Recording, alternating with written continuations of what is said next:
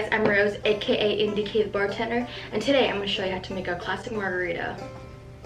For the ingredients, you need tequila, Cointreau, fresh lime juice, margarita salt, and for garnish, a lime wheel. So first you're going to add ice to your tin, an ounce and 1/4 of tequila,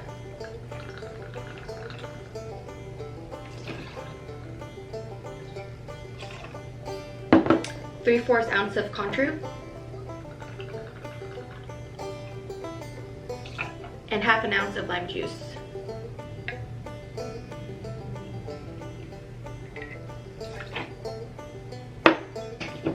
Shake.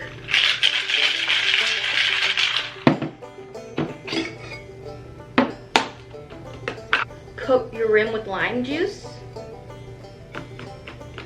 and just go around like this. Get an even coat. Strain.